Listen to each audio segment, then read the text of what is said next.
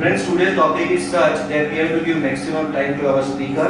So I just ask Khushi Desai to introduce our today's chief guest. Khushi, welcome again.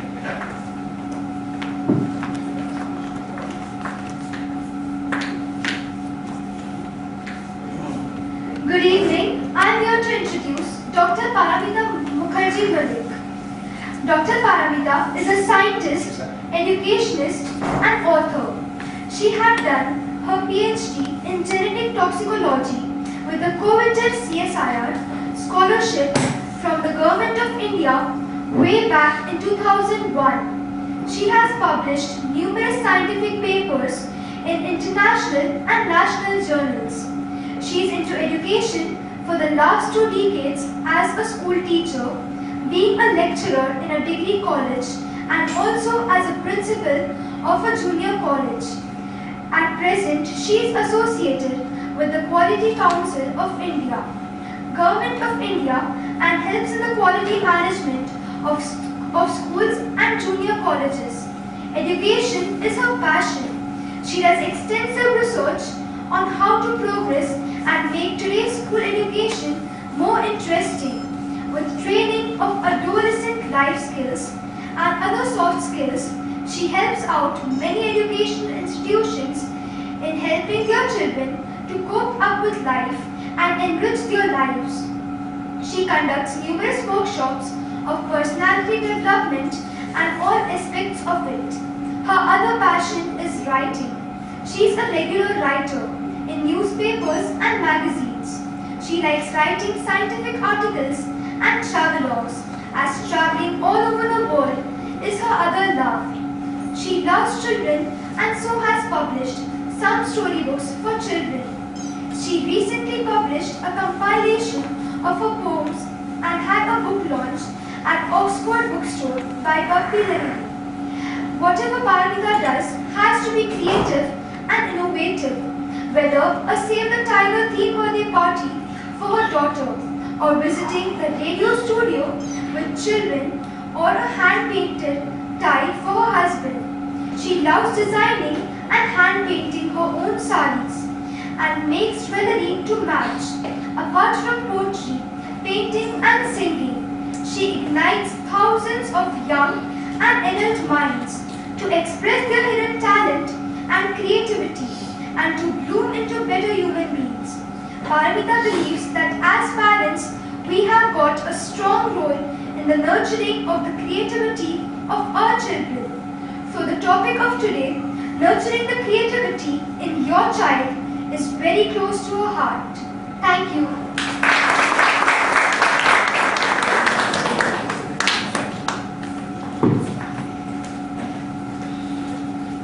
Good evening, all of you.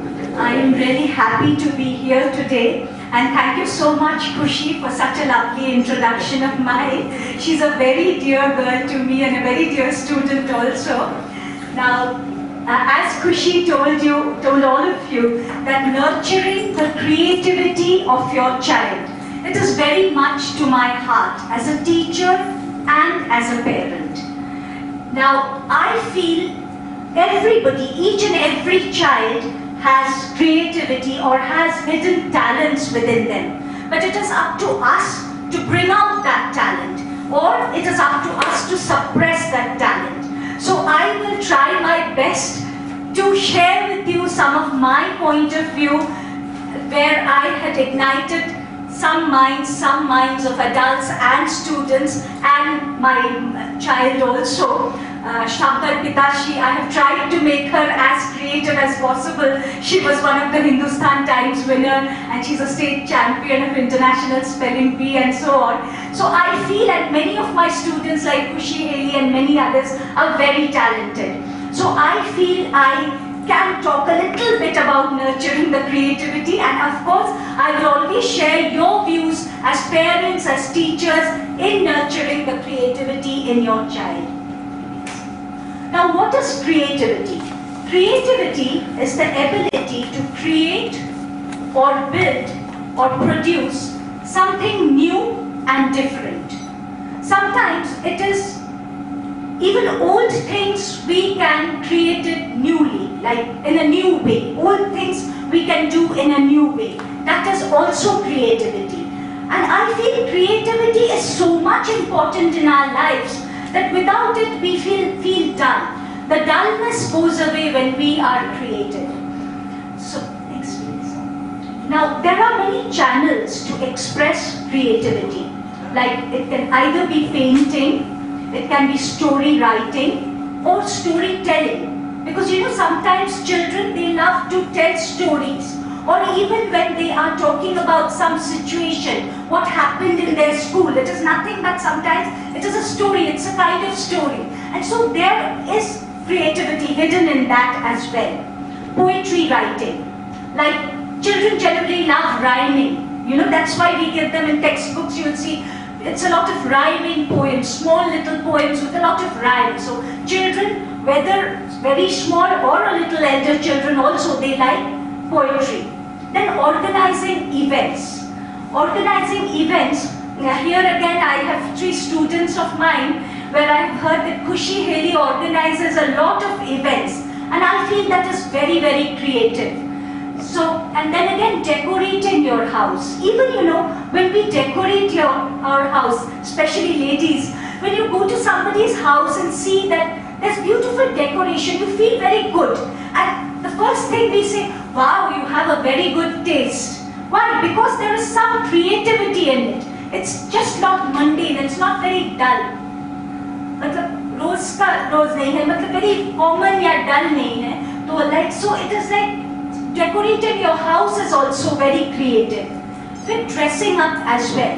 Now if I may take my friend's name here, Ruby, she has dressed herself up so beautifully today and she has designed her own sari. So it shows creativity, of course. So creativity is hidden there as well. Now singing. Singing is also creativity. Like when we are singing with that specific rag or rhyme or Khan or whatever, and composing. Sometimes, we do compose, not we, many of us compose songs. And children also, you will find they are composing songs. So sometimes singing and composing is also a channel of creativity. Then dancing and choreography. Dancing and choreography is, of course, again, a form of or a channel to express creativity. Now, when we are talking about creativity, creativity doesn't have to be channelized, or just doesn't have to be a one-track thing only in painting, dancing, singing. No. Creativity is very important in our life as well. Like talking. Sometimes somebody talks and you don't feel good. Or sometimes somebody talks and you feel very happy with that person. When that person comes into the room, you feel happy. There's a radiance around that person. So of course he or she is very creative in talking. And then making people happy. Somebody, maybe a friend of yours is sad, and you just say something which makes that person very happy. I feel that is also creativity. Then greeting a person, when you greet a person, of course, there is creativity. Somebody is wearing a nice dress, somebody has like wearing a nice shirt. You can always greet and say, you're looking good in this dress. So, and complimenting. Complimenting is very important and it needs creativity as well. Especially when we are talking about the different genders. Like, so complimenting is also needed. So from early childhood, a child needs to learn that also. How to compliment the different genders in a very sweet and very nice manner. Like, not very over-expressive or, So then distracting from an embarrassing situation. Embarrassing is suddenly somebody says something bad and there's an embarrassing situation or an embarrassing silence. And then somebody comes up with a new idea or something funny or humorous and the embarrassing situation goes away. Now I have segregated the age groups of children where we can think about creativity in different segregations, different times. It has no very outlined thing, it is from my mind. So nothing scientific in it, but what I have felt in my life while helping children to bring out their creativity. like infancy. Of course, infancy is only up to 1 year, but I've kept it that way. 2 to 5 years, almost the same age group where you can help in the same way. And then 6 to 9 years, 10 to 12 years, 13 to 15 years, and 16 to 18 years. Now, there are certain things which are very much related to creativity, very much related, especially for our children. Whether we are teachers, whether we are parents, some things go very much hand in hand with creativity. One of them, one of the important things is concentration. Concentration and creativity. Without concentration, nobody can be creative, whether an adult or a child. Nobody can be creative without concentration. So I feel concentration and creativity goes hand in hand. So we parents need to work to build concentration in a child. Now we have this habit, sometimes a small child is playing on her own. We continuously tell him, move away, come on, don't do this. You know what? We are breaking the concentration of the child. Let the child be. Let him or her be on her own for a while. That gives concentration. Even sometimes a child is looking at a line of ants and he's concentrating. Let the concentration be there. That is how we gradually bring in concentration. We imbibe concentration into the child. And then only the child can turn his mind into creativity. But if he is always distracted, he cannot have creativity. Then at this stage we can give him toys which help in eye and hand coordination, which enhances concentration. This we all know, but I'm just repeating. And you can give them huge chart papers and paint brushes to just draw on them. I remember when I was a child, I used to get those huge chart papers and huge paint brushes. I was very small and I used to draw huge figures. And if my father asked me, what are you drawing? I used to say, I am drawing giants.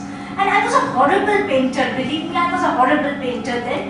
And those huge giants, and I used to see my parents then rolling up those chart papers and keeping them very well, you know. And that encouraged me, I feel, I didn't understand then, but that encouragement really helped me to become creative, and I'm very glad that they looked after me so well. And then, so let the child paint whatever he likes. Just don't, you know, nowadays there's a system, maybe even if I've done it for my daughter, sometimes we send them to drawing schools at a very early age. I think that becomes very systematized, very organized, systematized drawing, which sometimes, you know, they feel bored of. They want to draw what they want. So at a very young age, let them draw whatever they want. You don't just, you know, specify, draw a mango, draw an apple. No, let him be on his own. So that is, I feel, creativity comes from that concentration and that allowing the child to be on her own. Then TV watching. Generally, we have a feeling that TV watching is very bad. But again, TV watching does help the kid, does help children. But not always. I'm seeing a little boy, you know, nodding his head. But not always. So sometimes TV watching is important, especially Animal Planet or cartoons.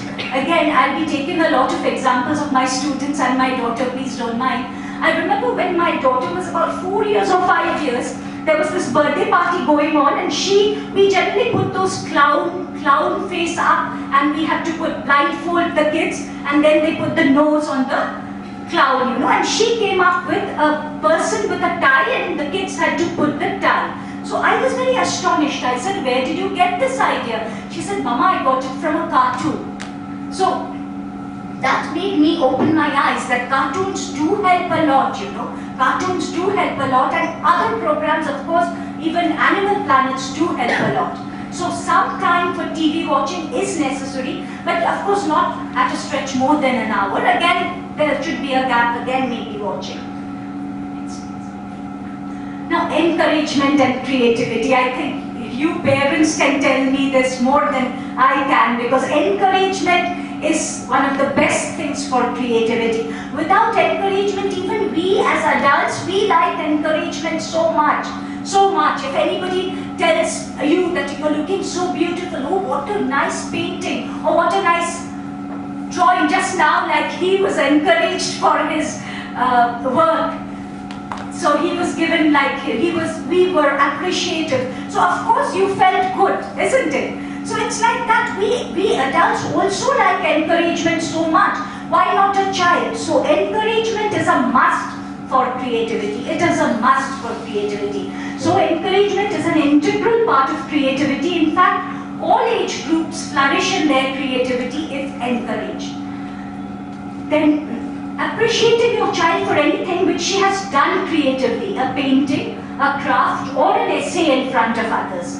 The other day, it was Ruby's birthday a few days back. She sent me on WhatsApp that a beautiful card has been made by Khushi and Haley. And I think that was a great encouragement that they have done it. She just did not throw it away, but she sent it to me. It was a great encouragement. And we always read in articles that, you know, when a child draws something, put it up on your fridge so that I'm happy with what you have drawn. That encouragement is very, very important. Now encourage her to have group activity, organize functions and so on. Now again, like I said, wouldn't it be lovely that your birthday comes and your child makes a birthday card for you or organizes a surprise party? It's something you'll never forget. It's a memorable occasion for you when your child does something creative for you.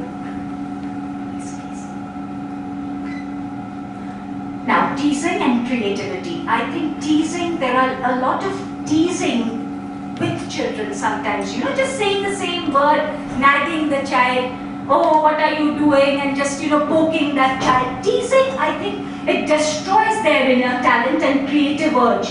All their energy is intensified to react to that creativity.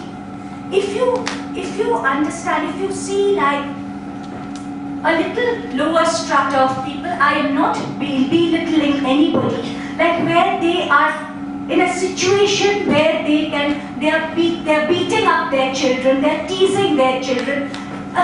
Those kids are not creative, although I am 100% sure that they have the same talent as our children. But since the situation is so that their creativity is not coming out, it's not blooming because of maybe teasing and misbehavior with the child.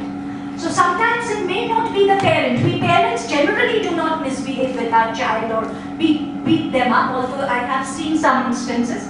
But try to stop anyone who's teasing your child, whether of any age group, even if he or she is 10 years, 12 years, there can be some teasing going on, so we should be aware of that and stop that immediately. And yes. Now, reading and creativity. I think, so no, teasing, I think I'll expand a little. The other day I saw a mother, a little child about 3 years old. She was crying for her mother. She has just come up from a swim and her ayah was dressing her up. The mother was in the same room and she was crying for the mother. I think that's a very basic, very emotional want, very emotional need. The mother comes out and then comes out of another room in the same place. She comes out and starts hitting the baby and screaming at her and saying, since you have your ayah Didi with you, why are you calling me? Why do you need me? And I was very angry. My blood was boiling within me, but I couldn't say. You cannot say, you know, you never know what the reaction would be. So I feel that girl, when she grows up, if she becomes a drug addict or an alcoholic, we have nobody to blame but her mother. Because she is understanding that nobody is my own. Nobody is my own. In front of 10, 12 people, she's beating me up just because I wanted her. I think so. Love and encouragement is the basic of creativity. Nothing, no other option than love and encouragement in creativity. So I think I can go on with this for hours, love and creativity. And so now, one of the basic tools of creativity, reading and creativity. Now we know this, all of us we know, from an early childhood we should go on reading to our children, very early childhood, even when the child cannot speak. you will realize how differently he or she speaks because you're reading books to that child. Now reading is amazing. Reading is something I feel blessed at times that I'm educated and I can read. Reading is something which opens a new world to the child. Not only a small child, think about a teenager. When a teenager is reading, he comes to know so many things. When he's in a group, he can talk about 10 things. He knows the world better than the others who's not reading. He can relate to things when he reads. It's an amazing thing. Reading is an amazing thing. And of course, we all know this. I'm just revising. Bedtime stories for the 2 to 5 age group, children's stories for the 6 to 9 age group, and detective ghost stories. Generally, like the 10-12 age group, they love detective and ghost stories because then their mind becomes complex and they want to listen to detective and ghost stories so they can relate to that. And of course, above this age, you don't have to read, but encourage them to read. Make your house a library, absolutely. If you read, then only will the child read. Otherwise, it's impossible to make a child read. Read whatever you like. Read your newspapers, read your magazines, but read in front of your child, That is a huge, huge encouragement for the child to read. So I feel encouraging them to read books, I think it opens up a new world. There is again no other option. And stories open a new world to them. Books are a sea of knowledge. Obviously, the more you read to kids, they know more, which sharpens their brain and so creativity. And even in infants, lullabies and rhymes, and they can relate to that and they try to speak. So it's reading is very important, and storytelling. Again, I always encourage very young mothers when I have parent workshops. I encourage very young mothers to go on reading stories or go on telling them stories. Again, I'll just share a personal experience with you. I remember my daughter, when she was small, she would not listen to the same story. So that was my first initiation into writing children's stories. I started to weave stories because she would not listen to the same old story. And it was like I had no more books to read, So I remember when she was 5 years old, I published my first storybook. Fantasy stories from Fantasyland, and I gave it as a back present. So it was like she who was my teacher in starting story writing, you can say. So like stories are something which is amazing, and every time, again we can teach so many things with stories, like giving a good example, like if you be good, you'll be like this, this boy did this and he was rewarded. Like in B.Ed, if any teachers here, you'll be with me, in B.Ed we used to learn the reward and punishment. So we can always tell a story that if you're good, you'll be rewarded. If you're bad, you'll not be rewarded, you'll be punished. So this way stories can totally change the attitude of attitude of a child, and so stories and reading are very, very important. Playing and creativity, again you will find a lot of creativity in children's play, a lot of make-believe, and never suppress that make-believe, that is what is creativity. Never suppress that creativity. And like when little girls, they play with dolls and utensils, kitchen utensils, try to give them some vegetables, some masalas, let it be a little authentic type of game, that becomes very interesting. So again, I tell young mothers, you can even sometimes have birthday parties and make tiny little rotis, chapatis for your doll parties. Becomes very authentic, and they enjoy. It's a make-believe type of it's again storytelling. They are repeating what their parents are doing, and then you'll realize how they imitate you during child's play. So playing and creativity, and even boys when they play, like girls and boys both. If you just observe them, don't show that you're observing them, but if you observe them, you'll find that how much creativity there is in playing. And so other than playing, they learn a lot of things. Lot of lessons of life, like they can handle group activities, then they can manage different situations. There's a fight, a doll has been snatched away from her, how she will manage, or a gun has been taken away, or whatever. So manage situations, that is very important. So helps whether a girl or boy, playing helps the child to think quickly. Then and there thinking, instant thinking. Playing helps them a lot. Now, when I said creativity is nothing but out of the box thinking. Out of the box. That means what other people are thinking. What other people are thinking, the person or the child is thinking differently. So it is out of the box thinking. Now to do out of the box thinking, I have set up some tricks, like sometimes I write words in chits of paper, keep them in a box. Take a chit one at a time, tell the child to say anything related to the word. So I visit many schools for my quality council work, and I have seen some of the schools where there is a concern, they teach only out of the box thinking. Only out of means they are called, once a week. It has become a period in some of the schools. So they call these people once a week and they only teach for say 35 to 40 minutes. They teach out of the box thinking to the children. Say you just say a word and then you ask each and every child to talk about it. Say station. What do you think about station? Somebody will say that I've gone for a vacation and I went to the station with my parents. Somebody will say hill station. I love to go to hill stations. Somebody will say that I love seashores. So station. So things like that. So that is out of the box thinking. Always, when you're even talking with children, when you're discussing, say even if you're discussing politics and you're just putting a thing in front of them, some word. What do you think about this? Like if I tell him, what do you think about this? He gives his view and that makes him creative. Don't make him just sit don't make our children sit just like that and listen to what we are saying. Let them participate in what we are saying. That makes them a very creative individual. So this is a very good game. I play a lot with my students. Even my adult students, I do it a lot. I take out a chit and I go on telling that person, different people to talk about it. Even in our corporate training, I do this a lot. And then start a story by saying the beginning and let the child say the next sentence. And again, I will repeat it. Means I will say the next sentence, not repeat.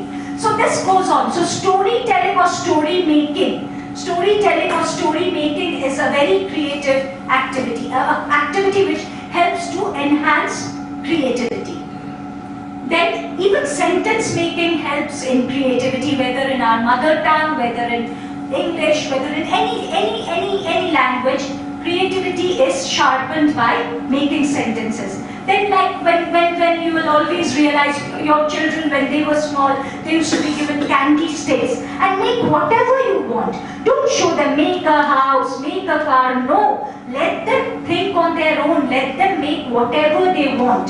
And that is creativity. Every time we tell them something, they are too much, they depend on us then. They'll ask us, Mama, what to do, what to paint, what to do with the candy sticks. No, you do whatever you want.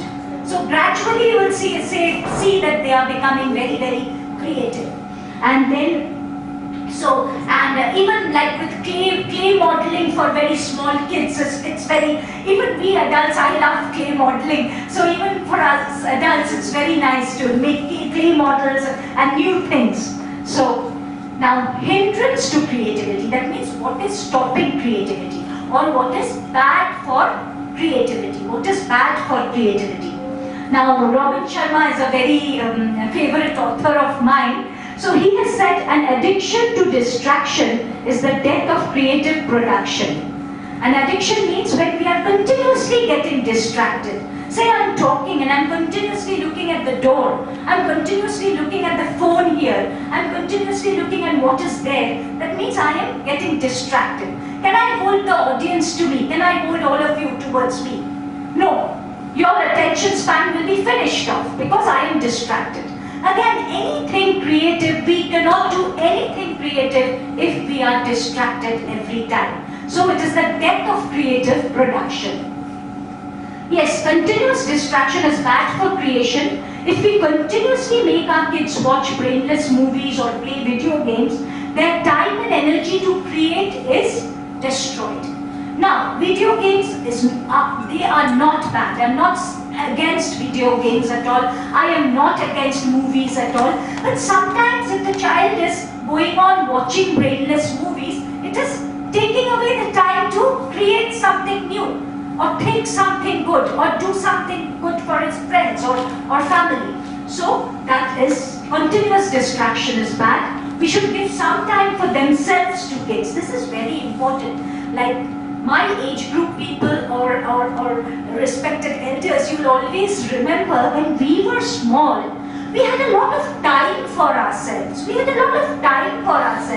was not a cycle going on. Physics tuition, then swimming, then badminton, then again coming back and going for the singing class, and again then painting class, then elementary maths. Like it's a cycle going on for my child.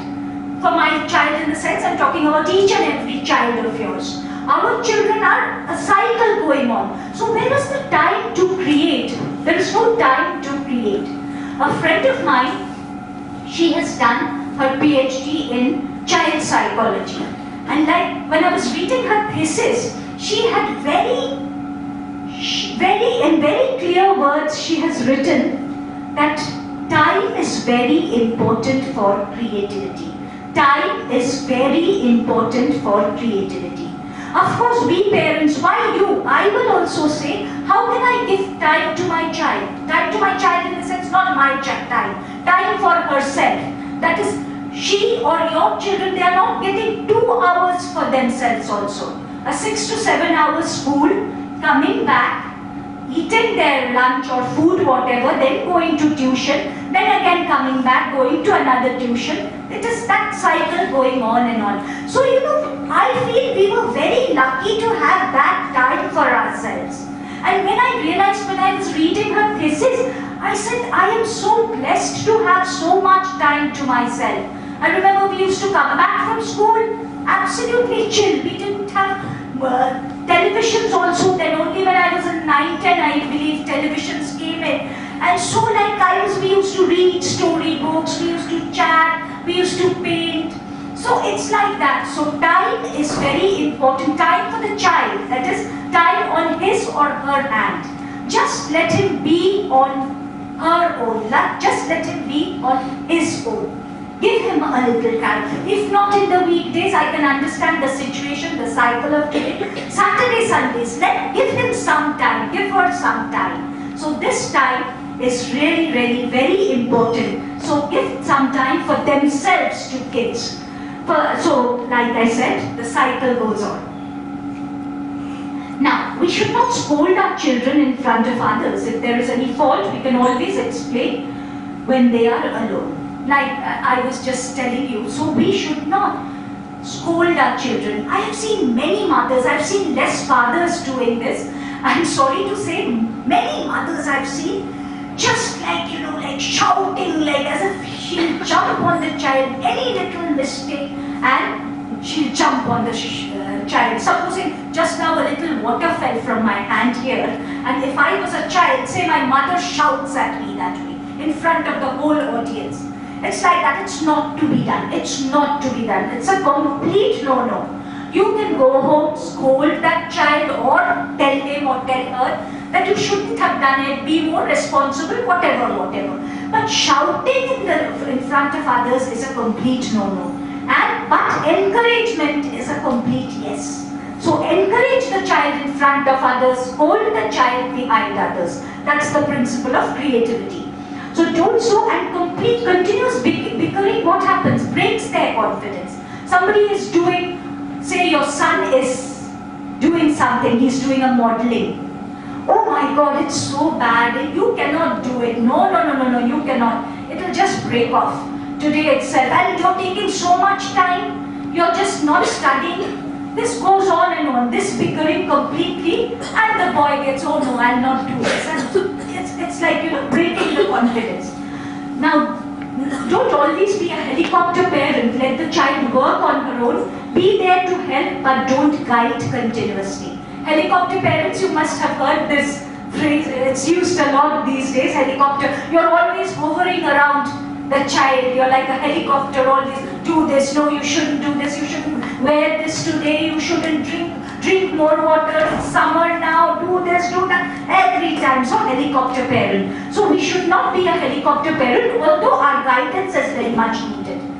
Although some parents absolutely leave their children, like do whatever you want. That is also bad. Let's be in the medium path. So when the child doesn't do the work as good as expected, do not give disparaging remarks. The confidence of him is shattered. Disparaging bad remarks. Oh no, this though you can't do. You will not do. You cannot. You're so dumb. How will you do this? You cannot. So these are very bad remarks which really spoils the morale or the shatters the confidence of the child. And then let us give our quality time to the apple of our eye and not pretend to be with the child the whole day, but mentally be with her. Recently, I think 3-4 days back, I had gone for a workshop for principals. It was creativity in education. There was a company from Finland who had come and they were talking about creativity in education. Now when they have done research with a school, a very big school, very big name in Mumbai, I'm not taking the school's name, there they have seen the primary children, they had given the primary children paints and brushes to draw how they pass their time with their parents, either mother or father. One day they did it with the father, one day with the mother. Primary means very small, 3, 4, 5 years children. Most of them, they showed us on the screen, most of the paintings were that they were playing, the kids were playing and the father was on the phone, or the kids were playing, the mother is on the phone. So as much as they could express in their painting, but we could understand. So just imagine, maybe we too do that. Maybe we too do that. So let us give our quality time. Let there be 2 hours of our day when the phone is not there and we are not BPMing, not WhatsApping, not chit-chatting with others when we are with our kids. So that is quality time. So how it just dawned on me that just imagine we are with our kids but we are not with our kids. We are not mentally with our kids. We are continuously on the phone. Continuously on the phone, and like the kid is playing on his own. The child is playing on her own. It's like that. So we need to give quality time. And sometimes some mothers especially will say, the whole day I am with my kid, Then also she doesn't listen to me. She doesn't obey me at all. And then immediately I realize, because she is not giving her quality time to the child. Maybe 12 hours of the day she's continuously hovering around her child, but she's not giving quality time. She's not there mentally. She's depressed. She's not doing a job elsewhere. She's depressed that her husband had scolded her. She's depressed that she wanted to go out with her friends. She couldn't because of the child. So it's like that. I'm taking more examples of mothers. I'm so sorry, because it's still in the Indian scenario, we mothers are more important than fathers. Because fathers, we still, it's not an equal division. No, it is not. And I'm not against fathers at all. I perfectly understand, it is very true that mothers can be more intimate with the child, whether a boy, whether a girl. The mother is more important than the father. Father is a very, very important factor in the child's life, but mother has to give her quality time with the child. So as parents, let us enrich and empower our children and make them creative. So, yes, thank you. Questions?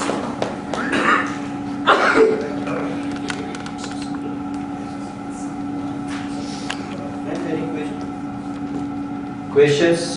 Question answers? Yeah.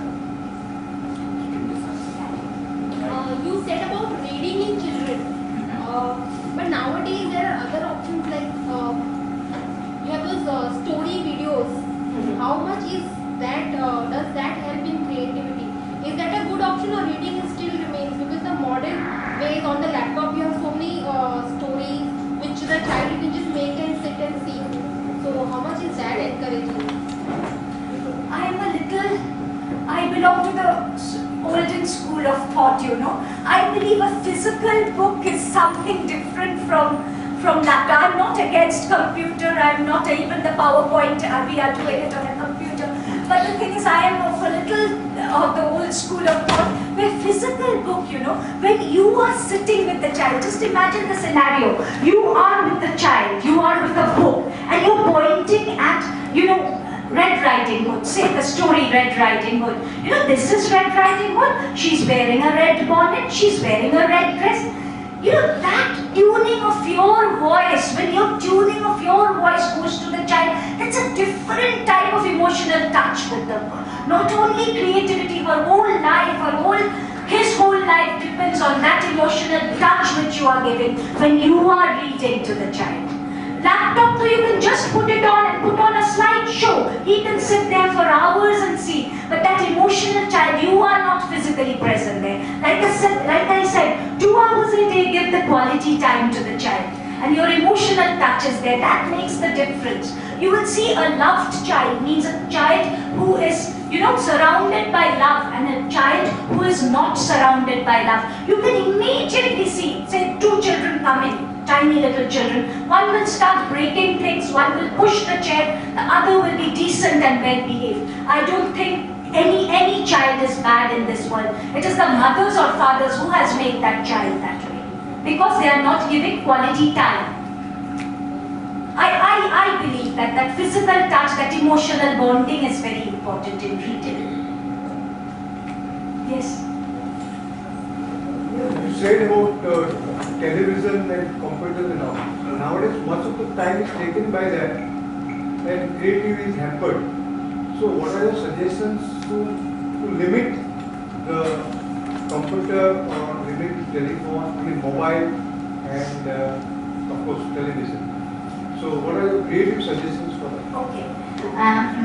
Thank you, sir.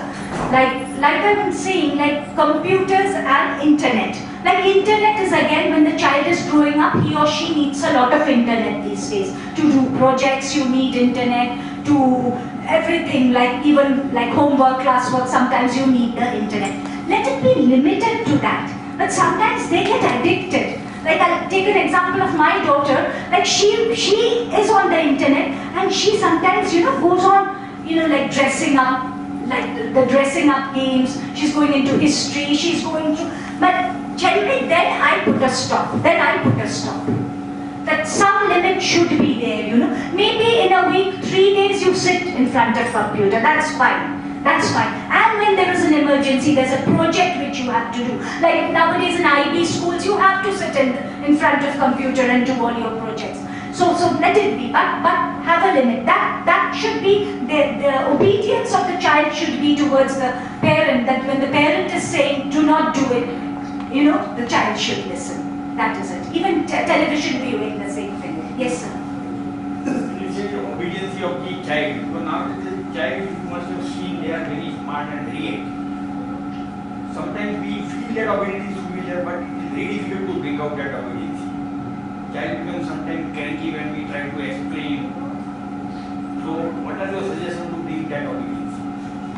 I feel, because I've been dealing with children many years now, I feel again the obedience comes from a very young age. From a very young age. I used to work always. I was going out of the house. But when I used to give my time to the child, it was quality time. I did not go to parties. My husband is a lawyer, and you know, like he being a partner of a law firm, he had to go to many parties, and he still has to go to many parties. But then it was, we had those special screenings of movies, this, that, but I had never gone. Now that she's grown up, we go to all those parties. I made it a point that only for work I will go out, not more than that, not more than that. And if I go, I will take my child. So, you know, your child should feel that my mother thinks about me, my father thinks about me. Then only, I guarantee you, sir, the child has to be obedient, has to. Mark my words, if you have a small child at home, mark my words, give him love and attention for 5 days, see his obedience level will change, I guarantee you. Attention is the maximum, the most important thing for obedience. You are giving attention to your child. The child has to be obedient. That is it. Yes. I don't have question, but I want to thank you Okay. for such a wonderful speech, and to President also who has invited me today. I have 15 months old daughter. Okay. So what you told has opened my eyes to some extent. She is hyperactive, what my father-in-law says. Okay. Yeah, she is hyperactive. So I always used to scold her. But what you say is right. Sometimes even I become, very terrified. Yeah, You become tired and you right. become cranky. But what you said is excellent, superb, and thanks a lot. Thank you. Seriously, thank you. And one point you said about encouragement. 2 years back, my father-in-law was the president of Rotary Club. Okay. What he did was excellent, but he always used to encourage me to come on the stage, say speech, say something. Before that, I was having stage phobia. I was not going to say, I cannot, handle all the person at the same time. But because of him, I can speak in many, speak something or this, because of him. He has encouraged me a lot. So I know he will be very great grandfather for my daughter. He always used to encourage everybody, not only me, my husband, even my mother-in-law. It is very true what you said. So thank you very much. What's your name? Riddhi. Riddhi, thank you. So you go on reading with your child. Even if she does not understand now, believe me, she'll become a very obedient child. That reading is very important. Take hold of any good books with very colorful books. You have those soft Yes. books nowadays, Yes, I do have. cotton cloth books, and you go on reading and let the child play with the book. Play with the book, And even like we have this feeling that we say that, Siddharth, thank you so much. I'm so glad you told me that. So sometimes, the children, they scribble on the walls. They scribble on the walls. Again, I tell you, it is the mother who has to stop that. Either keep a wall especially for the child to scribble on, and the child has to be taught to scribble there. Why don't we toilet train the baby? Then why can't we train the baby to only scribble there? He knows this is my house, somewhere I like to live in. Why should I dirty it? These are things which come from us, how we are behaving. Say today if I go to another topic, sorry, I'm deviating a lot. These young girls are also there. If you think about healthy relationship between boys and girls, when we were young, we had a very healthy relationship with boys. Very healthy. I am from a co-education school. Even now, all these years after, I have very good friendship with most of my very good friends are boys. But we had a very healthy relationship, very healthy. Now, why do we say, boys and girls don't have a healthy relationship? Because it is because of us, I feel. We should teach them that relationship should always be healthy. I feel when people talk about feminism, I feel we should be blessed that men are here on earth. It would be so dull with only women about. Think about it. Yes? So I feel we are both equals. So it's as if everything, believe me, everything A to Z is up to us. And young mothers, I always say, if you cannot manage the situation, go to a person elder than you, go to a person who's an expert. Take help from that person, like you said just now, that you were helped. This really helps. Believe me, when I was young and my child was small, I used to go to other elder mothers to take help, that how should I manage the situation? So take help. There's no wrong in taking help. Nothing wrong in saying I don't know this. I'm so proud to say sometimes that I don't know many things. Because we have the emptiness to learn then. Isn't that a wonderful thing that we are learning new things each and every day? So it's very important. Sorry sir, you had a question. Yes. No, I feel that this child and their growing up depend more on what I personally feel on the family bonding. That is, and what is happening in majority, I will not say majority cases, but in many cases, that there is no affection in the family between husband and wife, between their grandfathers and all that, and that makes a very negative effect on the child.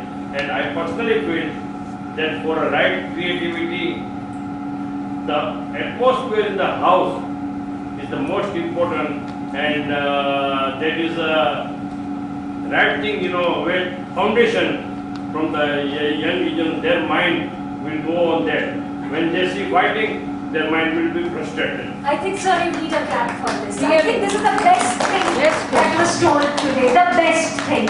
Family bonding is very, very important. Family bonding, without, sir, family bonding means like, you know, like the very root of a tree is not there. Family bonding is like the root of a tree is not there. Sorry, I'm sharing a WhatsApp joke with you, but I use that a lot in my personality development things. Like, there was this elderly gentleman and elderly lady, so they were asked, you are married for 65 years.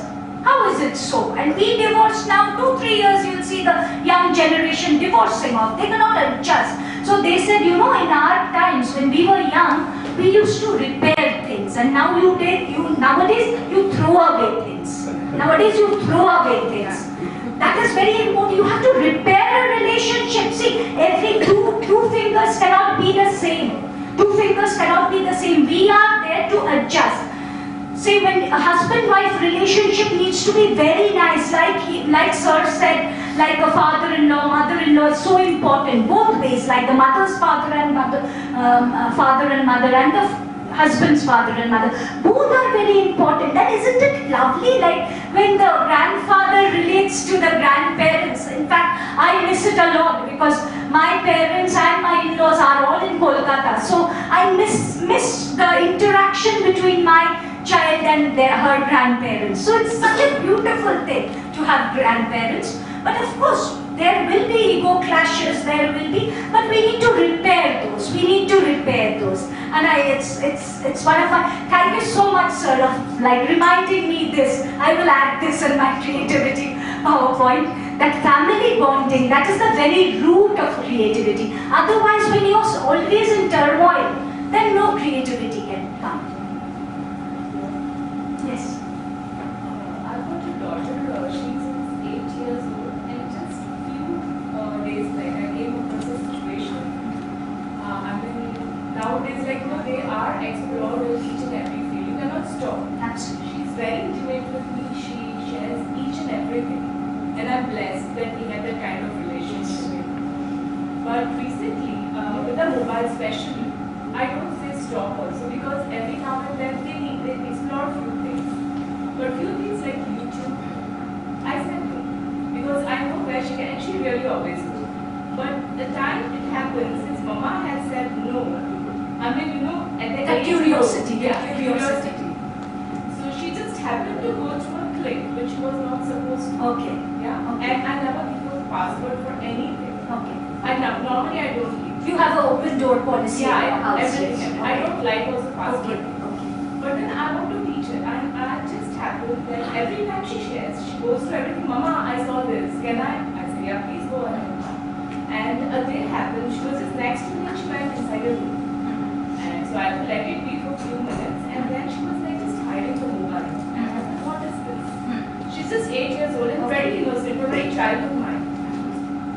So I just asked her, what is this? She's like, no, Mama, please. And even the mobile, you have to go back. She came back to the original, but I know how to go back. Yeah.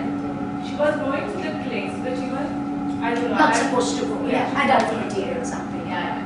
And there she happened to one of her friends, a very best friend.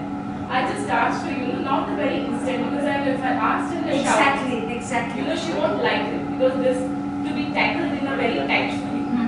So I didn't ask the same day. I mean, maybe the very next day again, you know, gradually that she should not know that I'm giving importance to this topic. Then gradually she told me that one of her best friends, when the mamas are not there and when they are playing, they all go to the place. And that was a big shock to me as well. It is through somebody's mobile or YouTube, and you never know, because you know such things they hide. They know that this is what Mama doesn't know. I don't know, I want to teach her, still I'm not happy with the way I, you know, still somewhere, I'm not very satisfied. Thank you so much. You took up a very sensitive issue. I feel, you know, that you have an open door policy and you're very friendly with your child. That makes a great difference. The child will always tell you the truth. If not today, tomorrow. If not tomorrow, 5 days after, she will come out with the truth. Always don't scare the child. Why are you doing this? You're going through adult material. No, you should never.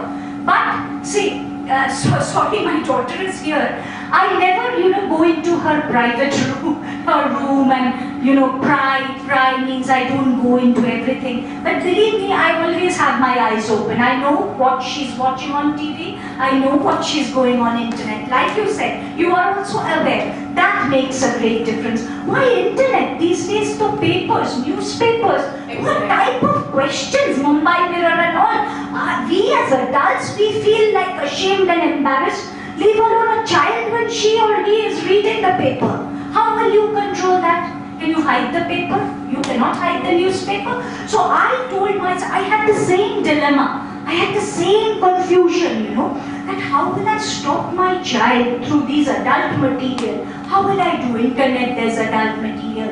TV, there is adult material. How will I stop my child? Then I realized, if we as parents have a very sober life, we as parents, you must be having a very sober life yourself. That's why you're thinking this.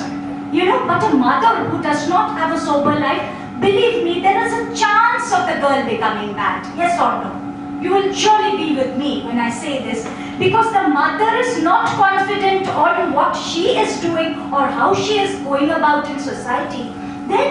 So the child is always observing us. The child is always, a girl child will observe the mother, a boy child will observe the father.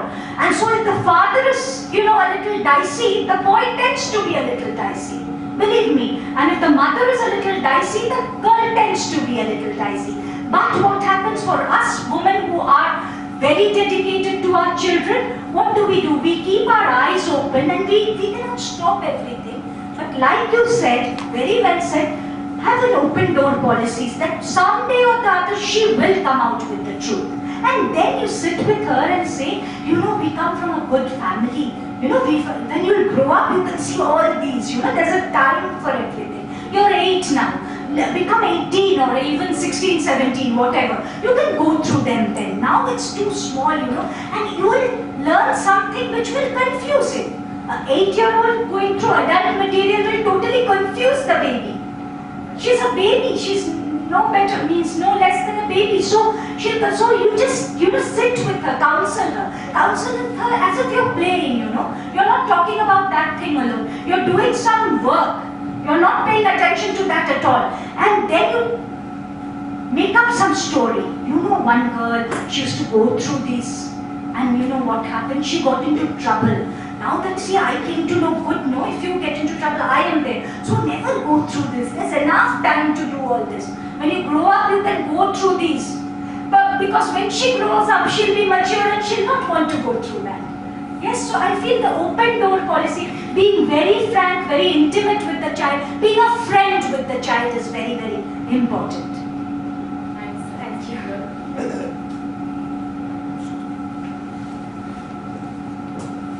Thank you so much.